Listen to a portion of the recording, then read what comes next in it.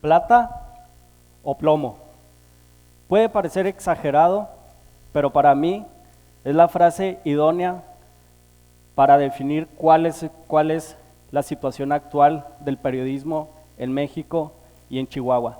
Solo el año pasado asesinaron a 12 de mis colegas, uno por mes, y hasta este momento todos siguen en completa impunidad.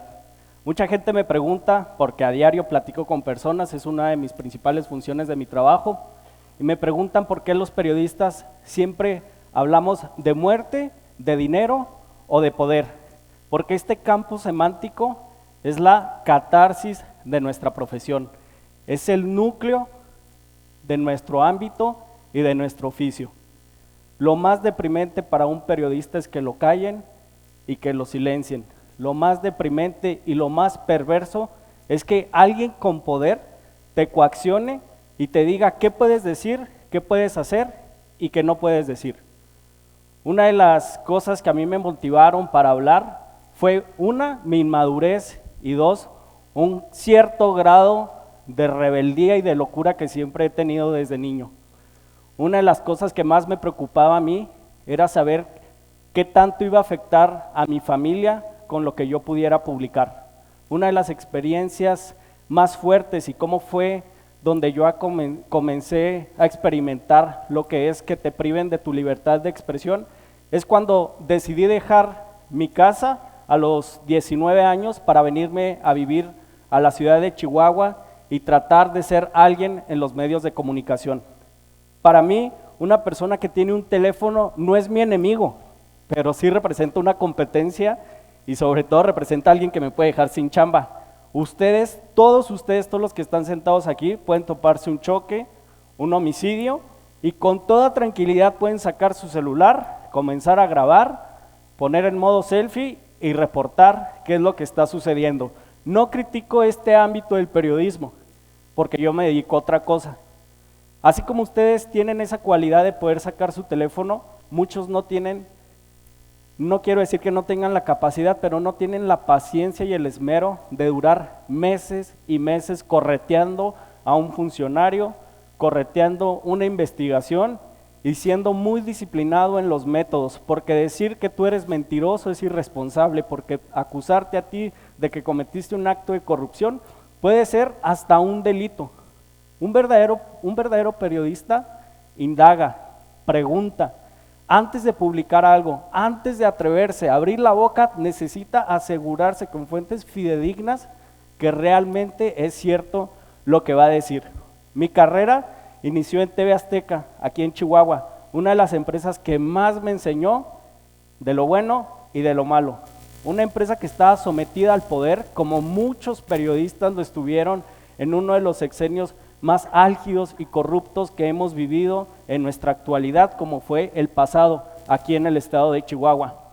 Les cito un ejemplo muy sencillo. Había periodistas que además de sus ingresos básicos, que era alrededor de 12,000 pesos, porque además de que nos exponen, nos pagan muy mal. Mucha gente piensa que porque salgo en la tele gano súper bien y me va como Carlos Loret de Mola. Eliminen esa idea de su cabeza, es todo lo contrario. Pero bueno, cuando hacemos un paréntesis en esta inclusión en la empresa, me empiezo a dar cuenta que hay intereses mucho más grandes que yo y mucho más grandes que la gente que nos veía.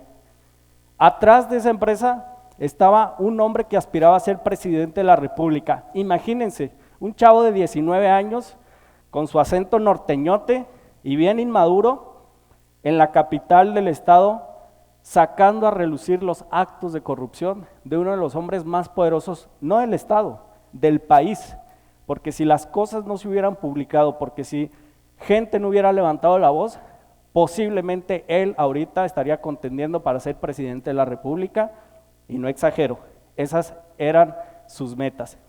¿Cómo inició mi trabajo de investigación? En Azteca no lo pude desarrollar mucho porque tenía jefes que estaban sometidos y que eran mis amigos, pero también mis enemigos, porque antes de publicar se asustaban, o porque me mandaban a entrevistar a gobernadores, a jefes de gobierno, y créanme que casi cuando yo llegaba a la redacción, estaban con un rosario en la mano. No los culpo, de eso viven. Sí les adjudico cierta responsabilidad en la descomposición social que estamos viviendo, pero es parte del trabajo que ellos han desarrollado. Cuando yo empecé a señalar actos de corrupción, lo que pasó fue lo siguiente: no duré ni siquiera 2 años porque me habían despedido. Era tanta la presión de los convenios de publicidad que el gobierno le pasaba a la empresa. No estamos hablando de 100,000 pesos, estamos hablando de casi 30 millones de pesos anuales.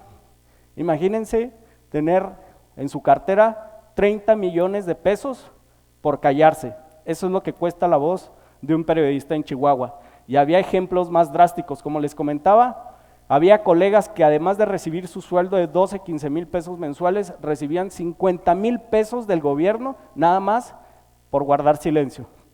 Obviamente, cuando ven a alguien que empieza a levantar la voz, hay ofrecimientos, pero ya es cuestión de cada uno decidir ser amigo de los que gobiernan, ser amigos de los que ostentan el poder, o decidir tener un gramito de dignidad y trabajar para quien estás obligado a rendirle cuentas, que es la gente.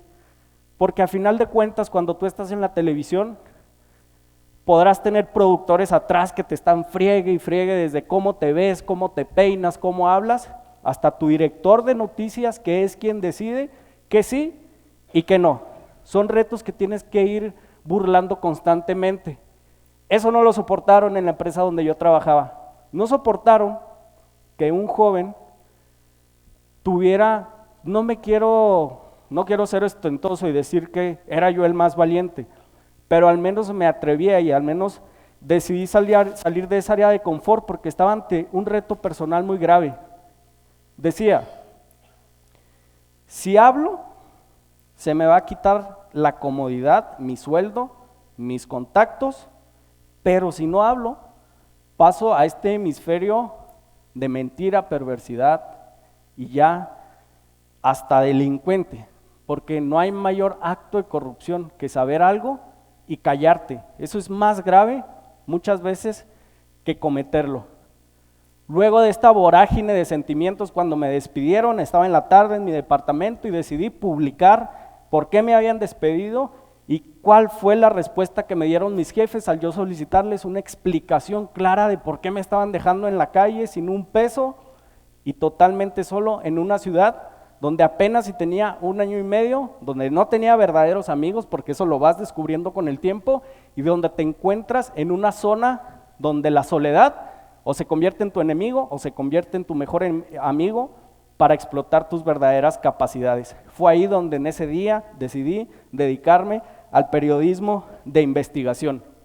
Van a decir, bueno, pues este es Jorge Ramos, o qué se cree, o qué es lo que pasa. No, pero en Chihuahua hacía falta nada más hablar con la verdad para sobresalir.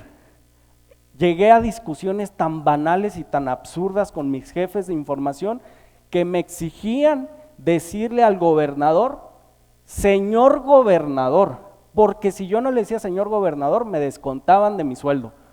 Puede parecer ridículo, incluso a mí me daba un montón de coraje que me hicieran llamarle así, pero bueno, tienes que ceder. Me veían ahí en mis entrevistas, señor gobernador, ¿por qué se robó tantos millones? Eso sí, bien amable.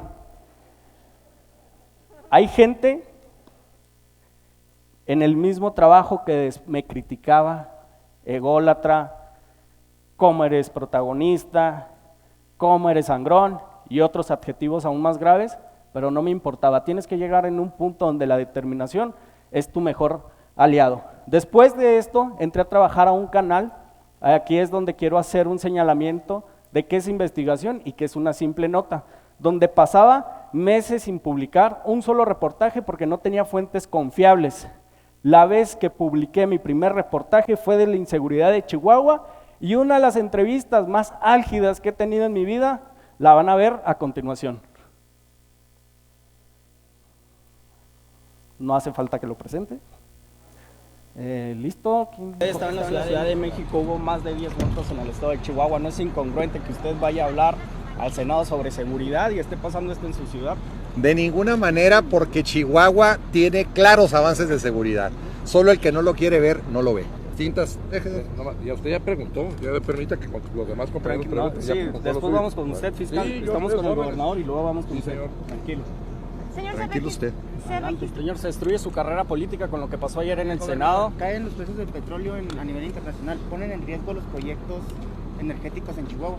Gobernador, vamos a hablar sin miedos, como hombres. Si quiere una entrevista, vamos a hacer una entrevista. ¿Le preocupa sus aspiraciones políticas? Se destruyen. Bueno, es una falta de respeto. Yo no te digo cómo hacer tu trabajo.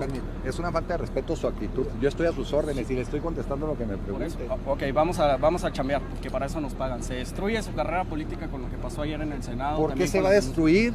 Le pregunto. No, de ninguna manera, al contrario, soy gobernador de Chihuahua.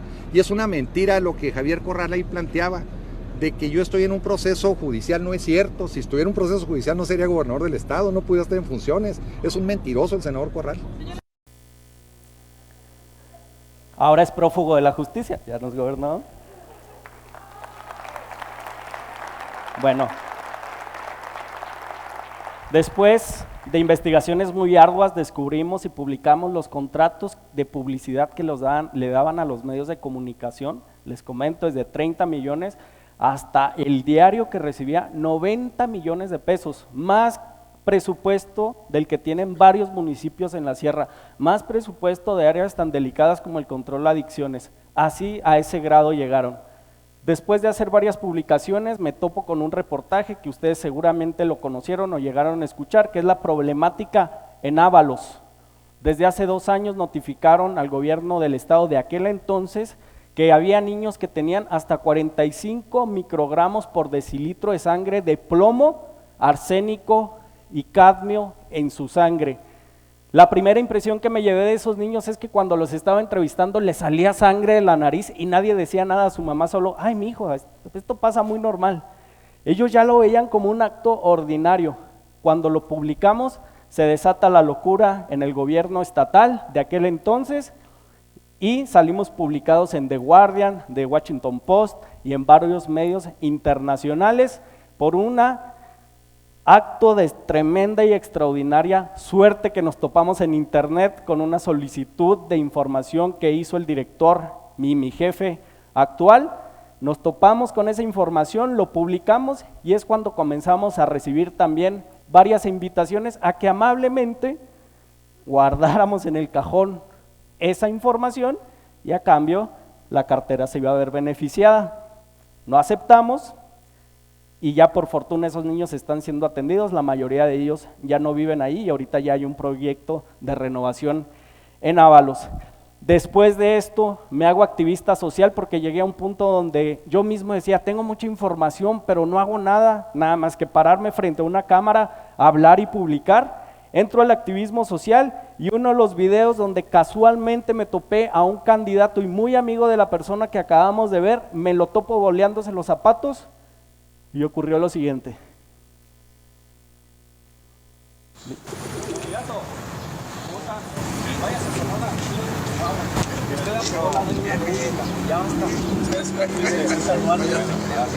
Gracias. Siguen siendo lo mismo. Traicionó este estado aprobando la deuda. Sí me está escuchando, usted es lo mismo. Ya sé, muchacho. Eres un mozalbete, ¿no? ¿Por qué me voy a callar? Porque le digo la verdad, váyase a Sonora. Joven, es cómplice, es lo único que es. Es lo único que es, si usted lo sabe, por eso me ve. Felicito. Váyase de aquí, váyase a Chihuahua. Usted lo sabe también, usted lo sabe. Ya pierden al Estado. ¿Qué más necesitan? ¿Por qué me felicitan? Porque les digo la verdad. Porque les digo la verdad.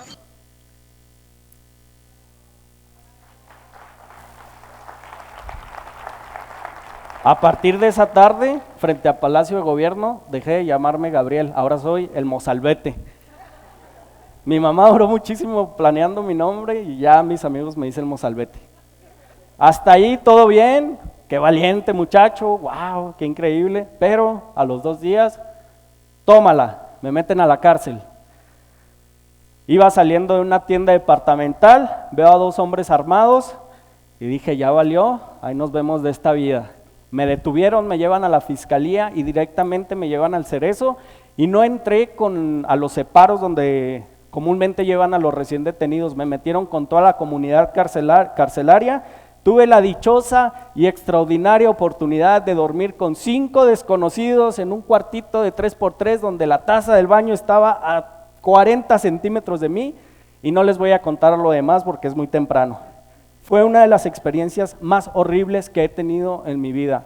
Cuando un delincuente comete un delito, implícitamente sabe que uno de sus riesgos es parar en la cárcel. Cuando una persona trata de